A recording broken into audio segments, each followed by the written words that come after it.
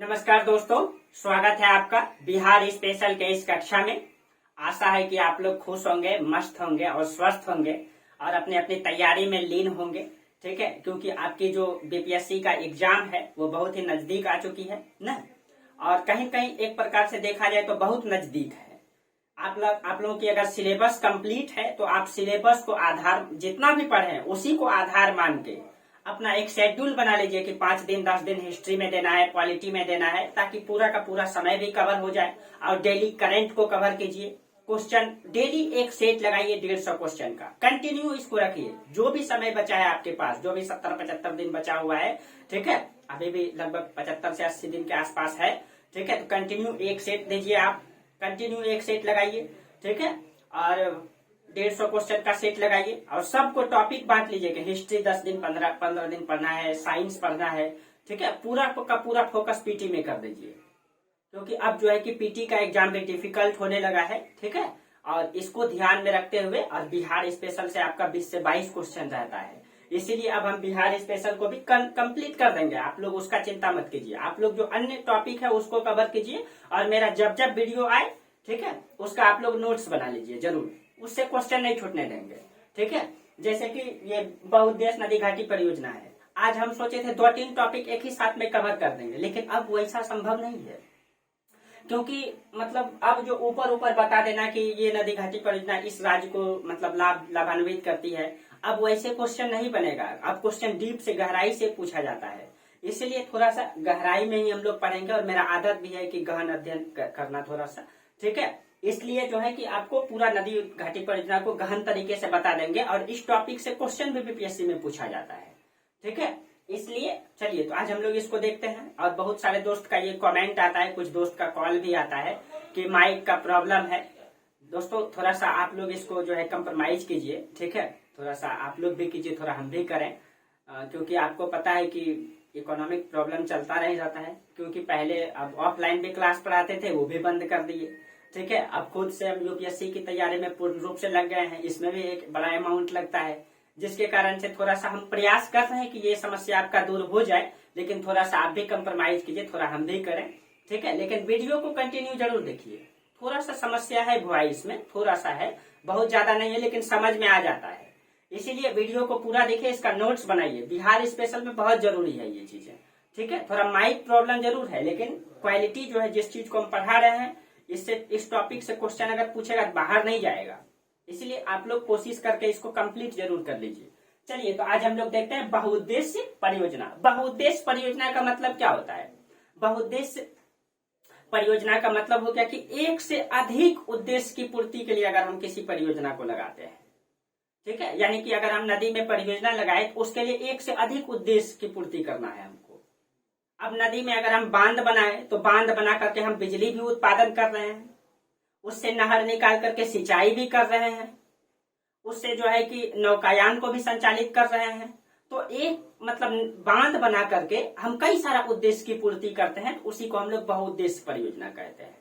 ठीक है, अब जैसे कि इसमें देखिए, कृषि, उद्योग, व्यापार और परिवहन आदि के लिए जल का समुचित उपयोग किया जा सके, इसके लिए हम लोग बहुउद्देश्य परियोजना लगाते हैं।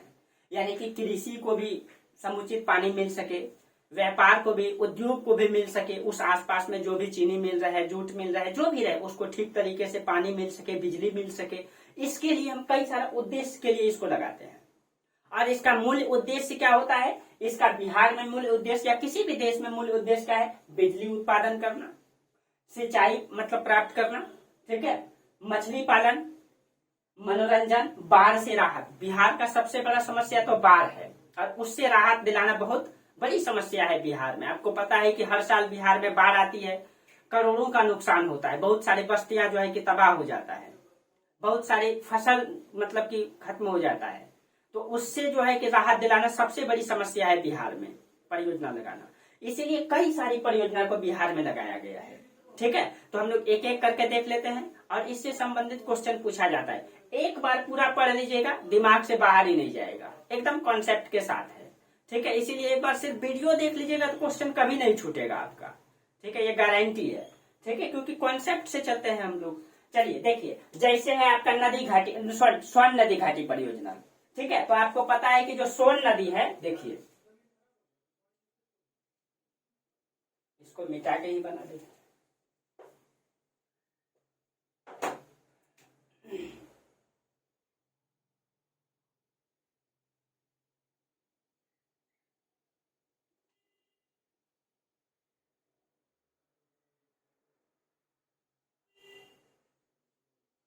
ये सिर्फ समझना है हम लोगों को, ठीक है। मान लीजिए ये बिहार है, अब बिहार के बीचों बीच से गंगा नदी प्रवाहित होती है, ये आपका गंगा नदी है, ठीक है, बस समझने के लिए।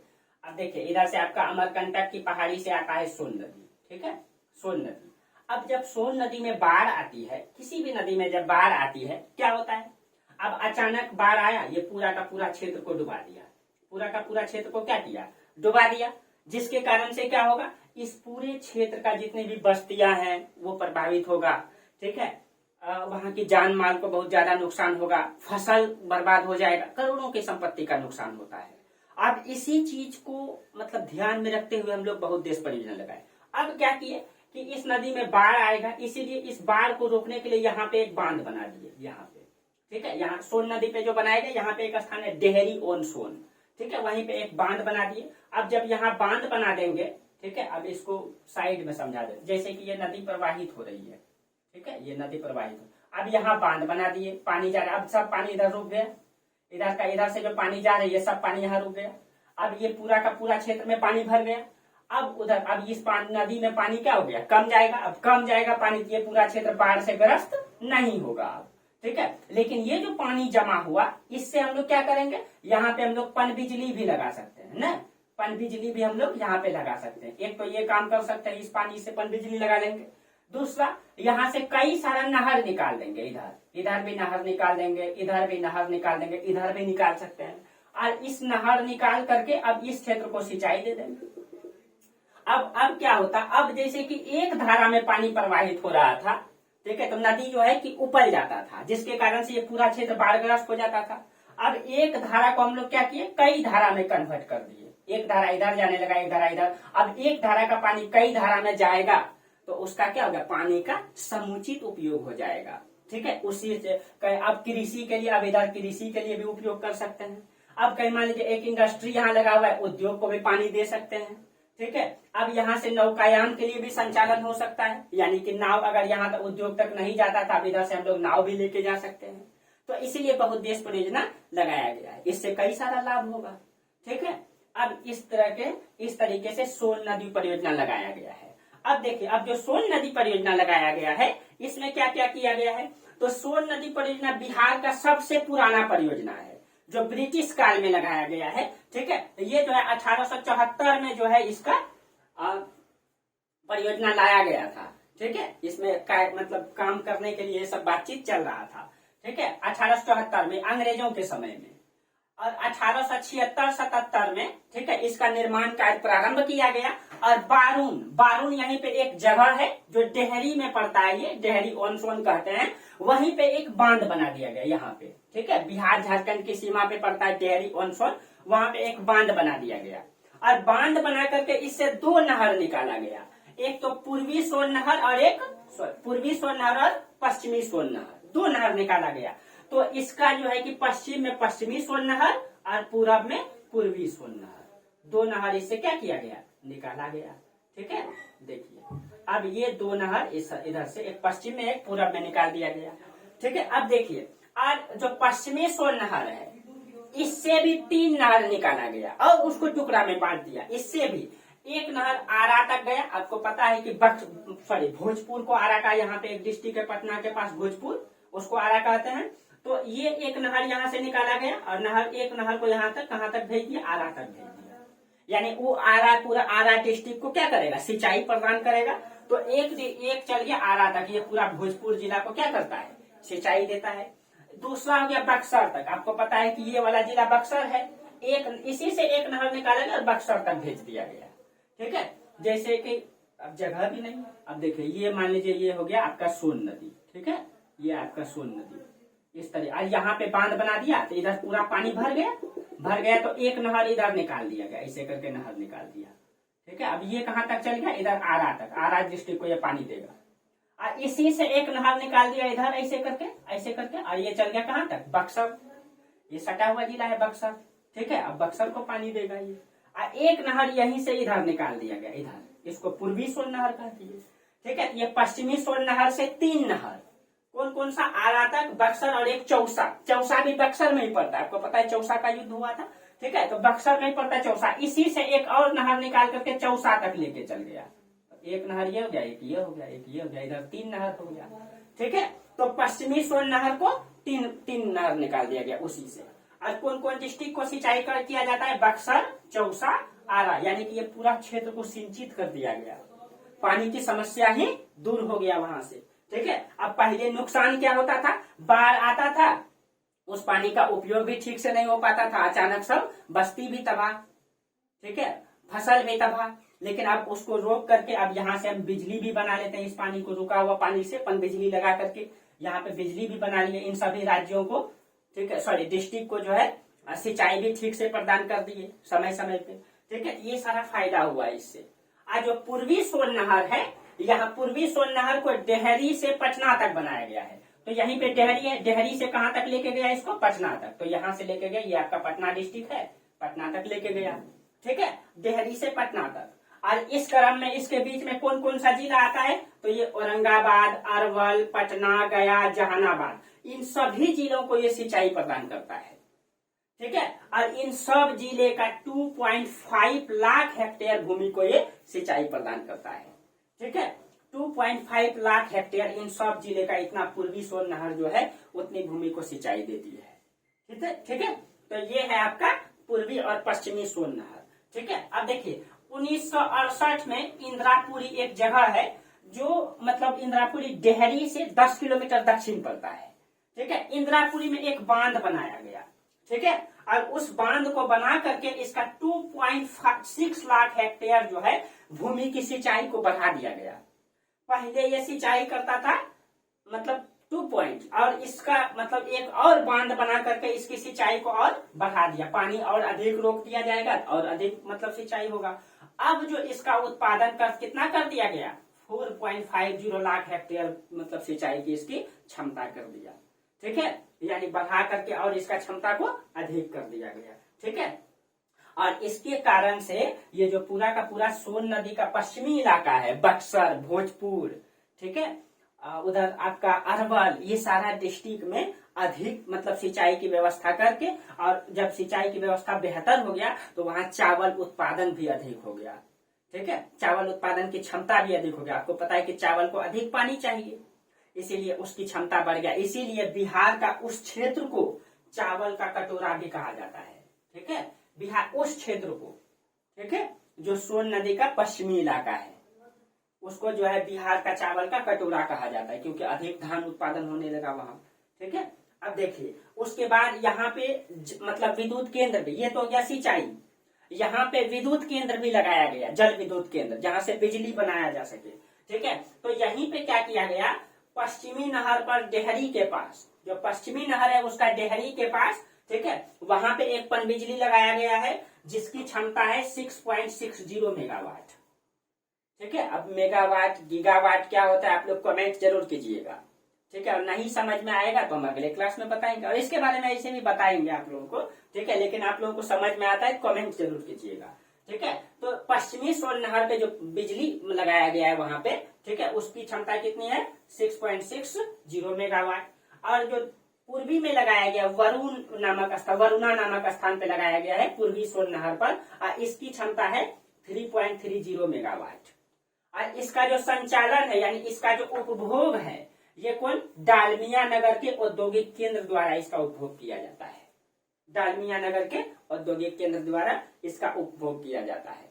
तो देखिए एक परियोजना हम लोग लगाए, एक बांध बनाए, तो इससे कितना काम किए, इस पूरे क्षेत्र को सिंचाई किए, ठीक है। यहाँ से बिजली उत्पादन किया और कितना 6.60 मेगावाट और 3 पॉइंट यानी कि 9.90 मेगावाट हो गया, उतना पन बिजली हम लोग यहाँ से बना लिए।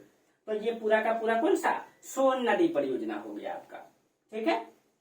दूसरा, अब देखिए इसको मिटा देते हैं, एक बार आप लोग समझ लेंगे फिर कभी भूलेंगे नहीं। आप लोगों को मैप तो सबको क्लियर है ही, कौन सा डिस्ट्रिक्ट कहाँ है, ठीक है। ये सब चीजें बिल्कुल क्लियर होना चाहिए।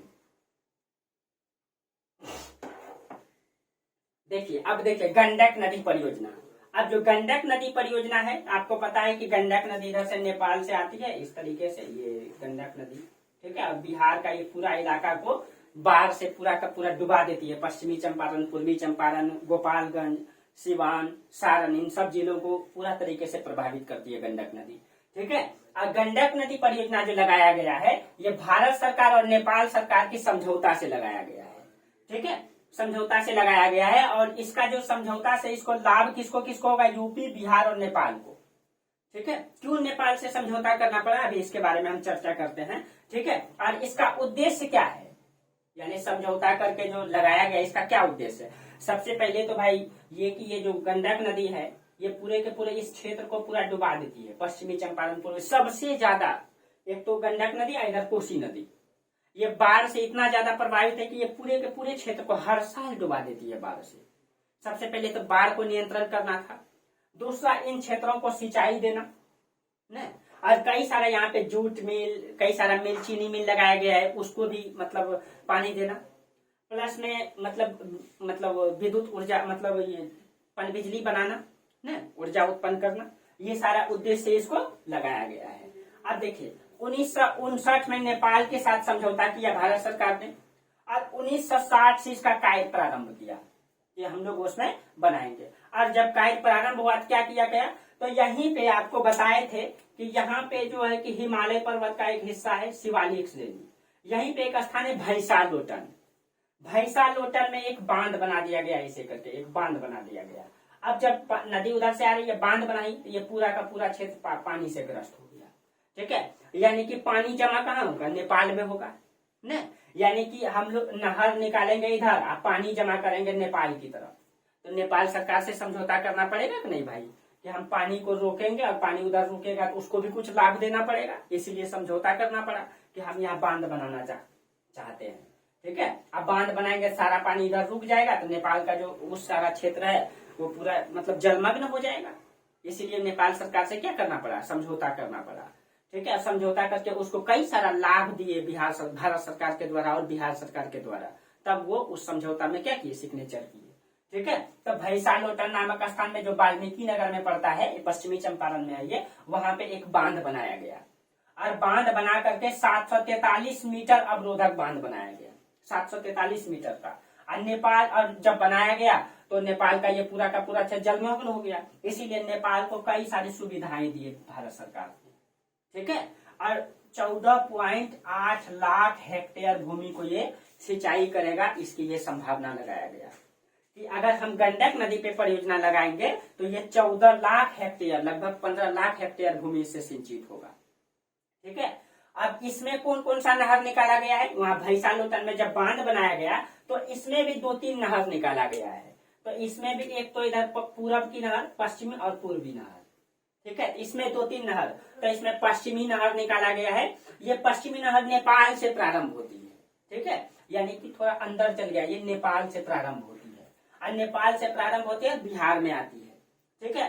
और ये किसको किसको लाभ देती है, तो बिहार का सिवान जिला, ठीक है। आपको पता है कि मतलब यहाँ पे आइएगा पश्चिमी चंपारण, फिर गोपालगंज, फिर सिवान न, उसके नीचे सारण है, ठीक है। तो वही सिवान के रहने वाले थे ना हमारे देश के प्रथम राष्ट्रपति न, राजेंद्र बाबू, ठीक है, वो सिवान। तो ये सिवान जिले को जो है सिंचाई प्रदान कर, बिहार के सिवान जिले, ठीक है। और ये वहां का 5.6 लाख हेक्टेयर भूमि को सिंचाई प्रदान करती है, ठीक है। 5.6 लाख, इसको ठीक कर लीजिएगा, 6 लाख भूमि को मतलब ये सिंचाई देती है। और इससे यूपी के गोरखपुर, देवरिया जिले का जो है 3.2 लाख भूमि को ये सिंचाई प्रदान करती है, ठीक है। तो इससे पश्चिमी नहर से दो राज्यों को फायदा होगा, बिहार और यूपी को। तो देवरिया जिला और गोरखपुर, और बिहार का सिवान जिला को पश्चिमी नहर से। और इसमें जो पूर्वी नहर निकाला गया है, इसका जो पूर्वी नहर, इसकी लंबाई है 293 किलोमीटर।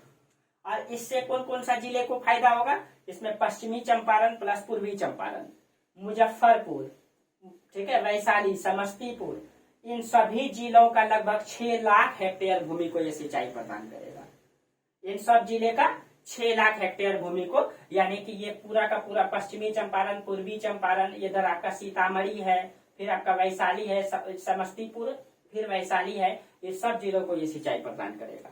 ठीक है, तो इससे ये, और इसी में इसे निकाला गया है 1904 में त्रिवेणी नहर। ठीक है, ये क्वेश्चन पूछा गया है, त्रिवेणी नहर में कहाँ पे है, पश्चिमी चंपारण, और इससे जो है पश्चिमी चंपारण के 1.2 लाख हेक्टेयर भूमि को सिंचाई मिलेगा। ठीक है, त्रिवेणी नहर, ये भैंसालोटन नामक स्थान से इसको निकाला गया है। तो ये 3 नहर कहाँ से निकाला गया है, ये भैंसालोटन नामक स्थान से। ठीक है, इसको आपको ध्यान में रखना है, कौन कौन सा राज्य को फायदा होगा, कौन कौन सा डिस्ट्रिक्ट को फायदा होगा, इसको थोड़ा। और इसमें जो है विद्युत गिरी, इसमें जो विद्युत गिरी लगाया गया है उसकी क्षमता कितना है, तो 15 मेगावाट है। और देखिए, अब 15 मेगावाट बिजली उत्पादन करके नेपाल को दिया गया। नेपाल को इसीलिए दिया गया क्योंकि भाई नेपाल का ये पूरा का पूरा इलाका हम लोग जलमग्न कर दिए, तो बोले कि इसमें जो बिजली बनाएंगे ना, तो उसका सारा बिजली आप उपयोग कीजिएगा। तो 15 मेगावाट बिजली उपयोग करते हैं, और ये नेपाल का जो तराई इलाका है उस क्षेत्र के सभी मतलब क्षेत्र को बिजली देते हैं हम लोग। ठीक है, तो इससे नेपाल को पूरा का पूरा बिजली जाता है ये समझौते के तहत। समझ में आ गया होगा आपको। तो जो गंडक नदी पे परियोजना लगाई गई है, ठीक है, भारत सरकार नेपाल सरकार की समझौते से, इसमें कब 1960 में कार्य प्रारंभ किया गया। भैंसालोटन में जो है कि बांध बनाया गया, और बांध बना करके इसको जो है नेपाल को भी कई सुविधाएं दिया गया। और कौन कौन सा, पश्चिमी नहर, पूर्वी नहर, क्या क्या फायदा है, ये सब समझ में आ गया आपको। अब एक है आपका कोसी नदी परियोजना। आपको पता है कि कोसी नदी को बिहार का शोक कहा जाता है। मार्ग परिवर्तन करने के लिए ये कुख्यात है बिहार में न।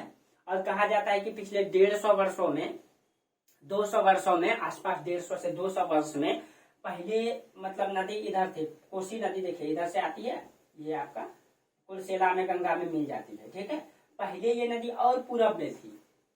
पिछले 200 साल के बारे में ये अनुमान है भूगोलवेताओं का कि पहले और ये पूरब में थी, लेकिन पिछले 150-200 साल में खिसकते खिसकते और पश्चिम आते जा रही है। ठीक है, 150 किलोमीटर पश्चिम आ गई है नदी। ठीक है, और मार्ग परिवर्तन करने के लिए और कुख्यात है। ठीक है, आप सोए हुए हैं रात में और अचानक पता चला कि नीचे में पानी भर गया है। इस क्षेत्रों का हालत ये है। जब बाढ़ का समय आता है, अचानक बाढ़ आ जाता है। ठीक है, बाढ़ के समय में अचानक रात भर में पानी फ्लड हो गया। सोए हुए हैं बाहर में, खटिया लगा करके पता चला खटिया भाई पानी में रह रहा है। ठीक है, ऐसा भी स्थिति होता है बिहार में। ठीक है, आपको पता है कि इस क्षेत्रों में खेत में किसान खेत में सोते हैं, मचान में, कुछ खटिया लगा के बाहर में सोते हैं। अब क्या हुआ, अचानक के बाढ़ आया, पता चला कि मचान के पूरे नीचे में पानी भर चुका है।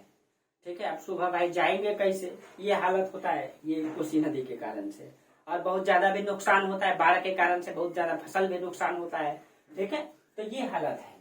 तो देखिए आप कोसी नदी पे इस क्षेत्र, इस चीजों को देख करके, ठीक है, जब कोसी नदी जो नेपाल से आती है इधर से, ये पूरा का पूरा क्षेत्र को डुबा देती है। तो बोला अगर इसमें बांध बना देंगे, पानी को रोक देंगे और यहाँ से कई सारा नहर को निकाल देंगे, तो क्या होगा कि अचानक बाढ़ नहीं आएगा। इसके लिए भारत के प्रथम प्रधानमंत्री नेहरू जी ने इस पे पहली बार ध्यान दिया था। ठीक है, और उसका व्यक्तिगत प्रयास से इसको बनाया गया है। ठीक है, तो ये 5 से 6 किलोमीटर का जो क्षेत्रफल है, उस पूरे क्षेत्रफल को ये प्रभावित करता है। सोचिए 5 से 6 वर्ग किलोमीटर क्षेत्रफल को ये प्रभावित करता है। ठीक है, इतना ये नदी का 5 से 6 किलो जितना दूर ये प्रभावित होती है, और उस क्षेत्र का फसल को, बस्ती को, आवागमन को, सब को प्रभावित कर देती है। निकलना घर से मुश्किल हो जाता है कुछ क्षेत्रों में। ठीक है, आप लोग जो उस क्षेत्र को झेलते हैं बिहार से, आप लोग जान ही रहे हैं। ठीक है, अब देखिए, अब सर्वप्रथम इस परियोजना का प्रयास 1896 में किया गया था, लेकिन ये असफल हो गया कुछ वित्तीय प्रॉब्लम के कारण से। लेकिन जब देश को आजादी मिला तो स्वतंत्रता के पश्चात नेहरू जी ने इस पे सबसे पहले ध्यान दिया कि भाई जो ये पानी है इसका बेहतर उपयोग हम लोग कर सकते हैं। इसका अभी तो दुरुपयोग हो रहा है, लेकिन हम लोग इसका बेहतर उपयोग कर सकते हैं वहां पे सिंचाई परियोजना लगा करके। इसीलिए नेहरू जी ने ध्यान दिया, और 1953 में भारत सरकार, बिहार सरकार और नेपाल की सरकार तीनों ने समझौता किया, और तीनों की सहयोग से, ठीक है, इस कोसी नदी परियोजना को लगाया गया। ठीक है, और 1955 में इसका कार्य प्रारंभ किया गया। 55 में कार्य प्रारंभ किया गया, और कार्य जब प्रारंभ हुआ था हनुमान नगर में, ये नेपाल में पड़ता है हनुमान नगर। ये जो देखिए अब ये जो नदी जो प्रवाहित हो रही है इधर, थोड़ा सा यहाँ समझ लीजिए, मान लीजिए ये बिहार है, ठीक है, मैप ध्यान दीजिएगा, नहीं मैप में मान लीजिए बिहार है, ऐसे करके नदी में आती है, इसे ये गंगा में मिल जाती है, ये कोसी नदी है, गंगा में ये मिल गई, ठीक है। अब ये जब कोसी नदी आती है तो अब ये पूरा क्षेत्र को डुबा देती है, तब क्या किया गया, नेपाल में, यहाँ पे नेपाल में एक बांध बनाया गया, नेपाल में कहाँ पे, हनुमान नगर में।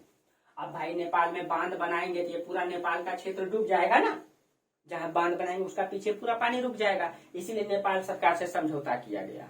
और इस पे नेपाल में 1.2 किलोमीटर लंबा बांध बनाया गया, 1.5 मतलब लगभग 1200 मीटर का बांध बनाया गया है, ठीक है। अब बांध बनाएगा, इसकी ऊंचाई 72 मीटर है, बांध बना करके, और इसका जो है कि 3.1 लाख हेक्टेयर मीटर जल को इसमें एकत्र किया जा सकता है, उसमें पानी को, उतना पानी को उसमें सिंचित किया जा सकता है, मतलब एकत्रित किया जा सकता है, ठीक है। अब देखिए, अब ये जब बांध बनाया गया तो नेपाल का ये पूरा क्षेत्र जलमग्न हो गया, अब नेपाल को भी कुछ सुविधाएं देना पड़ेगा, इसीलिए नेपाल के साथ समझौता किया गया, ठीक है। अब यहाँ पे बांध बना करके, अब जब ये बांध बनाया तो भाई ये पूरा का पूरा, अब ऐसे करके बांध बना दिया, पानी इधर पूरा फैल जाएगा। तो नेपाल सरकार को बोला गया कि भाई देखिए, आपका ज्यादा क्षेत्र प्रभावित न हो, इसके लिए इसमें और 2 बांध बना दिया, एक बांध इधर मिट्टी का बांध बना दिया और एक बांध इधर बना दिया, ऐसे करके मिट्टी का बांध बना दिया, ठीक है। यानी इधर भी बांध, इधर भी और इधर भी, ताकि ये इस क्षेत्र पानी ज्यादा फैले नहीं, क्योंकि ज्यादा फैलेगा तो इस पूरा क्षेत्र डूब जाएगा, फिर तो कृषि योग्य भूमि बर्बाद हो जाएगा, इसीलिए इसमें 2 और सहायक बांध बना दिया गया, ठीक है। और सहायक बांध बना करके, नहीं तो वो अगर नहीं बनाता तो 3.1 लाख हेक्टेयर और जो है इसका जो भूमि है और बर्बाद हो जाता, ठीक है, इसीलिए उसको 2 और सहायक बांध बनाया गया उसमें। अब बना करके, ठीक है, इसके सहायक बांध, एक दाहिने तरफ एक बाएं तरफ बांध बनाया, जो दाहिना वाला बांध है ये 2.42 किलोमीटर का है, अब बाया वाला बांध 2 किलोमीटर का है। इससे 3 लाख हेक्टेयर भूमि को बचाया गया, ये 2 बांध बना करके, नहीं तो और ये मतलब 3 लाख हेक्टेयर भूमि में ये फैल जाता, ठीक है, इसीलिए। अब देखिए, इसमें बांध बना करके कितने नहर निकाला गया, तो इससे भी 3 नहर निकाला गया, एक इसमें पश्चिमी कोसी नहर और पूर्वी कोसी नहर। तो पश्चिमी कोसी नहर तो एक इधर आ जाएगा, ये कोसी पश्चिम में, और एक पूर्वी कोसी नहर, ठीक है। तो ये पश्चिमी कोसी नहर की लंबाई 115 किलोमीटर, ठीक है, और ये दरभंगा, मधुबनी और नेपाल, ये 3 क्षेत्रों को सिंचाई प्रदान करेगा। आपको पता है कि यहीं पे दरभंगा है, यहाँ पे मधुबनी है, दरभंगा थोड़ा इधर है, इधर आपका मधुबनी है, ठीक है, सॉरी यहाँ सीमावर्ती है, मधुबनी है, ठीक है, यानी मधुबनी, तो पहले ये मधुबनी फिर ये दरभंगा, ठीक है, ऐसे करके निकाला गया, और ये मधुबनी दरभंगा इस पूरे जिलों को नहर मतलब निकाल दिया गया, और ये नेपाल को भी फायदा देगा, ठीक है। ये 3 क्षेत्रों को मैप में आप लोग क्लियर कर लीजिए एकदम से, और आप लोग ऐसे बनाएंगे, ठीक, और मैप में भी बना लेंगे आप लोग, ठीक है। सब जितना हम बना रहे, 3 तो मुख्य है, तीनों को मैप में ठीक से बना लीजिएगा। और आप लोग मेरा मतलब टेलीग्राम में जो जुड़े हुए हैं, ठीक है, वहां से निकाल के व्हाट्सएप में भी आप लोग भेज सकते हैं कि आप लोग जो नोट्स बनाते हैं मेरा व्हाट्सएप में जरूर भेजिए, जहां त्रुटि होगा जरूर हेल्प करेंगे आप लोगों को, ठीक है। तो ये आप पूर्वी जो नहर निकाला गया, इसमें आपका पूर्णिया, अररिया, सहरसा, मधेपुरा, तो आपको पता है कि एक तो किशनगंज के बाद इधर पूर्णिया, इस तो पूर्णिया के नीचे में तो कटिहार है, तो और नीचे आना पड़ेगा, इधर आपका सहरसा है ना, सहरसा, और कौन सा जिला है, मधेपुरा, इधर आपका मधेपुरा है, इस सब जिले को जो है ये सिंचाई किया, और इसका कितना 6 लाख हेक्टेयर भूमि को ये सिंचित किया, ठीक है। और यहाँ से एक दो नहर, पश्चिमी कोसी नहर, पूर्वी कोसी नहर, और ये जो है कि और एक नहर निकाला गया, इसे ताजपुर नहर से खगड़िया और सहरसा को सिंचाई प्रदान किया गया, ठीक है। ये इस तीन नहर निकाला गया इससे, तो समझ में आया। तो भाई ये हनुमान नगर में डैम बना करके, बांध बना करके पूर्वी कोसी नहर, पश्चिमी कोसी नहर और ताजपुर नहर निकाला गया।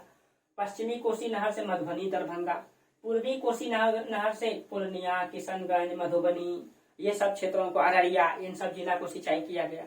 और ताजपुर नहर से खगड़िया और सहरसा को सिंचाई दिया गया। मैप आपका क्लियर है तो एकदम सब समझ में आ रहा है, ठीक है। तो ये क्षेत्र, और उसके बाद यहाँ पे विद्युत क्षमता भी लगाया गया, यहाँ पे विद्युत उत्पादन भी किया गया, और उसकी क्षमता कितना है, 20,000 किलोवाट है, ठीक है। यहाँ से जो बिजली बनाया जाता है वो 20,000 किलोवाट है। और 20,000 किलोवाट का इसका 50% हम लोग नेपाल को दे देते हैं बिजली उत्पादन का। जितना उत्पादन करते हैं उसका 50% नेपाल लेता है समझौते के तहत। ठीक है, और ठीक ठाक ही चल रहा था, व्यवस्था बना दिया गया भाई, पूरा क्षेत्र डूब जाता था उसको बचा लिया गया। ठीक है, लेकिन आपको पता है कि बिहार का काम कितना दुरुस्त होता है, हाल फिलहाल में पुल हवा में उड़ जाता है। ठीक है, तो कुछ असामाजिक तत्व तो आप लोग समझ ही रहे हैं, उसके कारण से ठीक ठाक काम नहीं हो पाया, भ्रष्टाचार हो गया, जिसके कारण से ये बांध कई बार टूट गया। और अचानक अब देखिए भाई, अब मान लीजिए कि ये बांध बनाया गया है नदी पर। ठीक है, एक तो पहले से नदी विध्वंसकारी है, अब इस पानी को रोक करके हम लोग यहाँ बांध बना दिए ताकि ये क्षेत्र डूबे नहीं। ये तो पानी और ज्यादा जमा हो गया ना यहाँ। आई जब बांध टूटेगा तो क्षेत्र क्या होगा, तबाही आएगा कि नहीं इस क्षेत्र में। कहा जाता है कि 2008 में ये बांधे टूट गया था, जिसके कारण से यहाँ के हजारों लोग, मतलब कई सारे लोग बेघर हो गए, कई सारे लोग मर गए, बहुत सारा फसल बर्बाद हो गया अचानक टूटने से। सिर्फ और सिर्फ कुछ चंद लोगों के भ्रष्टाचार करने के कारण से हजारों लोगों को नुकसान हुआ। और जिसके कारण से केंद्र सरकार ने, भारत सरकार ने, ठीक है, जब इतनी सारी समस्या हुआ इसीलिए ये भारत सरकार ने इसको राष्ट्रीय आपदा घोषित कर दिया और 1,000 करोड़ का जो है बिहार सरकार को सहायता दिया। उन जिसका नुकसान हुआ था, केंद्र सरकार ने राज्य सरकार को 1,000 करोड़ की सहायता दिया था उसमें 2008 में। ठीक है, और सिर्फ चंद लोगों की भ्रष्टाचार के कारण से इतना बड़ा नुकसान हुआ। और ये एक बार नहीं, कई बार ये टूटा है। ये एक बार नहीं, 2008 में ही सिर्फ नहीं, कई बार टूटा है, कई सारा बांध। जैसे हम लिख भी दिए हैं कि 1963 में, 1968 में, 71 में, 79 में, 81 में, 84 में, 87 में, 91 में, इतना बार मतलब बांध टूटा है। उससे कितने करोड़ों की संपत्ति नुकसान हुआ है, सिर्फ चंद लोगों के भ्रष्टाचार के कारण से। ठीक है, उसमें कुछ नेताएं भी शामिल होते हैं, कुछ प्रशासनिक अधिकारी भी शामिल होते हैं। ठीक है, और आप लोग भी पढ़ाई कर रहे हैं प्रशासनिक अधिकारी बनने के लिए, चाहे आप रहें चाहे हम रहें। ठीक है दोस्तों, प्रशासनिक अधिकारी तो देश में हजारों है। ठीक है, हजारों है, लेकिन प्रशासनिक अधिकारी बनने का मजा तो तब है ना जब आप कुछ विशेष करें अपने क्षेत्र में, आपके क्षेत्र का जनता आपको वास्तविक रूप से माने कि ये है, जिस कार्य के लिए बने हैं उस कार्य आप क्या हैं। ठीक है, जनता का सेवक के रूप में तो जाते हैं, और जनता का अगर सेवा ही नहीं कर पाए, उस भावना से काम ही नहीं कर पाए, तो क्या फायदा बन के। संपत्ति तो हर कोई कमा लेता है, लेकिन इज्जत और सम्मान हर कोई नहीं कमा सकता है। ठीक है, इसीलिए इस भावना से मतलब प्रशासनिक अधिकारी बनने के अपने अंदर ये समाहित कर लें कि जिस भी क्षेत्र में रहेंगे उस क्षेत्र का हर जनता जाने। ठीक है, कि एक व्यक्ति आया था, और आप लोग कई सारे के बारे में पढ़े भी होंगे, नवनीत सिकेरा के बारे में आप लोग सुने ही होंगे। ठीक है, उसने एक अकेला एक एसएसपी जो है मुजफ्फरपुर जो है कि पड़ता है उत्तर प्रदेश में, उसने अकेले अपने दम पे पूरे मुजफ्फरपुर में पूरा गुंडा राज चलता था उसको सुधार दिया। आप लोग उसका इंटरव्यू देखिएगा। ठीक है, और कई सारा है। एक आईएएस अधिकारी था, कहा जाता है कि एक समाज में फंड नहीं था, सरकारी फंड आया नहीं था, लेकिन उस गांव में बहुत समस्याएं थी, सड़क नहीं था। उसने जो है कि कई सारे एनजीओ के सहयोग से, जनता के सहयोग से 100 किलोमीटर का सड़क बनवा दिया। ठीक है, आज भी उसका नाम लिया जाता है। ठीक है, अब क्या चाहिए भाई, एक प्रशासनिक अधिकारी बन जाते हैं तो अच्छा, मतलब घर तो मिल ही जाता है रहने के लिए, गाड़ी मिलता है, उतनी बड़ी सुरक्षा मिलती है, उतना अच्छा वेतन मिलता है, फिर भी मतलब महत्वाकांक्षा मनुष्य का इतना अधिक होता है कि चंद पैसे के कारण से मतलब कितने सारे लोगों को नुकसान होता है। ठीक है, इसलिए ऐसे मतलब अधिकारी बने कि लगे कि समाज में कुछ विशेष हुआ है। ठीक है, इतनी पावर होती है आपके पास। चलिए, तो ये सारा परियोजना लगाया गया है। ठीक है, कोसी नदी परियोजना, इसमें कई सारे नुकसान हुआ बता ही दिए। अब इसके अलावा जो है कौन कौन सा परियोजना लगाया गया है, कमला नदी पे लगाया गया है कमला नदी परियोजना। ठीक है, दुर्गावती जलाशय परियोजना लगाया गया है दुर्गावती नदी पर, और इससे किसको किसको फायदा होगा, कैमूर और रोहतास को। ठीक है, इसको यही ध्यान में रखिएगा। ऊपरी किऊल जलाशय परियोजना लगाया गया है किऊल नदी पर, और इससे किसको फायदा होगा, मुंगेर और लखीसराय को। ठीक है, बागमती परियोजना लगाया गया बागमती नदी पर, और इससे किसको फायदा होगा, तो पूर्वी चंपारण, सीतामढ़ी, शिवहर और मुजफ्फरपुर को। ठीक है, बरनार जलाशय परियोजना लगाया गया है जमुई में, जमुई को उससे फायदा होगा। ठीक है, तो ये सारा परियोजना है। अब देखिए, अब अचानक बाढ़ से कैसे हम लोग नियंत्रण कर सकते हैं। ठीक है, तो उसके लिए जो है कि हम लोग सैटेलाइट भेज सकते हैं कि भाई अगर बाढ़ आने से पहले सैटेलाइट ये सूचना दे दे कि भाई इस क्षेत्र में अचानक तबाही बाढ़ आने वाली है। ठीक है, तो एक तो इससे बचाव के लिए जो है कि सैटेलाइट लगाया, चाइना ने किया है। चाइना का जो हुआंगहो नदी है, चाइना का जो यांगत्से नदी है, उस क्षेत्र में हर साल बाढ़ आती है, उसका भी नुकसान होता है। लेकिन चाइना ने क्या कर लिया, सैटेलाइट छोड़ दिया कि भाई बाढ़ आने से पहले वो सैटेलाइट सूचना दे देगा ऊपर से ही कि इस क्षेत्र में बाढ़ आने वाला है। तो इससे बचाव के लिए सैटेलाइट लगाया जा सकता है। ठीक है, नदी जोड़ो परियोजना को और तीव्र किया जा सकता है। बिहार सरकार ने इसमें थोड़ा ध्यान भी दिया है नदी जोड़ो परियोजना पे। आप लोग नदी जोड़ो परियोजना का थोड़ा करंट जरूर देख लीजिएगा। कई सारा बिहार सरकार नीतीश कुमार जो है कई सारा नदी जोड़ो परियोजना लाए हैं। ठीक है, तो उसको आप लोग एक बार देख लीजिएगा करंट में। हम इसमें लिख नहीं पाए हैं, तो आप लोग एक बार करंट से जरूर जोड़ लीजिएगा। ठीक है, नीतीश कुमार के शासनकाल में जो नदी जोड़ो परियोजना लाया गया है, वर्तमान में कौन कौन सा नदी जोड़ो परियोजना लाया गया है। ठीक है, इस क्षेत्रों में लाया गया है, हमको एग्जैक्ट ध्यान में नहीं है। कमला नदी के आसपास में कई सारा नदी को जोड़ करके नदी जोड़ो परियोजना होता है। क्या है, जैसे दो नदी है ना, ये मान लीजिए एक नदी है, ये प्रवाहित हो रही है, और एक नदी ये है। ठीक है, ये प्रवाहित हो रही है। अब इसमें अब इस दोनों का नदी को पानी को जोड़ दिया जाए कि इसका पानी इसमें आ जाए, इसका पानी इसमें आ जाए। इससे क्या होगा, इस क्षेत्र को भी सिंचाई मिलेगा, अब प्लस में पानी जो उपल जाता है वो नहीं होगा। ठीक है, और कई सारा उद्देश्य होता है। तो अब नदी जोड़ो परियोजना लगा करके आप देखिए, नदी के अंदर में आपको पता है गाद जम गया है ना। अब हजारों साल से नदी प्रवाहित हो रही है एक ही स्थान पे, नीचे में गाद जम गया है। अब जब गाद जम गया है, इससे क्या हो गया है कि नदी जिस क्षेत्र में बहती उसका गहराई कम हो गया है, जिसके कारण से गहराई जब कम हो गया, पानी जब आता है तो वो फैलता ज्यादा है, गहराई कम है। इसके कारण से बाढ़ एक समस्या बना हुआ है। तो गाद का सफाई करवा करके जो है कि इससे जो है कि हम लोग बच सकते हैं बाढ़ से ना। तो एक सैटेलाइट लगा करके नदी जोड़ो परियोजना ला करके और गाद की सफाई करके इससे हम लोग क्या कर सकते हैं, बाढ़ से बच सकते हैं। ठीक है, तो ये रहा आपका मतलब बिहार का मतलब बहुउद्देश्य नदी घाटी परियोजना। इसको आप लोग मैप में पूरा बना लीजिएगा। ठीक है, और जहां भी दिक्कत हो आप लोग कमेंट जरूर कीजिए, कहाँ समस्या हो रहा है, क्या हो रहा है। ठीक है, इसको कमेंट करके जरूर बताइएगा जहां भी समस्या होगा। चलिए, तो आज इस टॉपिक को यहीं तक रहने देते हैं, और इसका पूरा नोट्स बना लीजिएगा। ठीक है, अगर आप लोगों के पास बुक है तो इससे संबंधित थोड़ा सा पढ़ लीजिएगा, बाकी है जरूरत नहीं, इससे बाहर नहीं रहेगा, इससे क्वेश्चन आता है।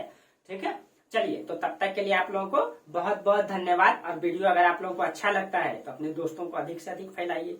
ठीक है, लाइक कीजिए, शेयर कीजिए, ताकि हम आप लोगों के लिए और बेहतर से बेहतर कर सकें। ठीक है, चलिए, बाकी आप लोगों को जो है कि बेस्ट ऑफ लक, ठीक तरीके से एकदम पॉजिटिव पॉइंट से बीपीएससी में लगे रहिए। कंटिन्यू 12 घंटा, 13 घंटा, 15 घंटा दीजिए, सिर्फ और सिर्फ पीटी में। ठीक है, क्योंकि समय बहुत कम है। चलिए, तब तक के लिए आप लोगों को बहुत बहुत धन्यवाद। Thank you.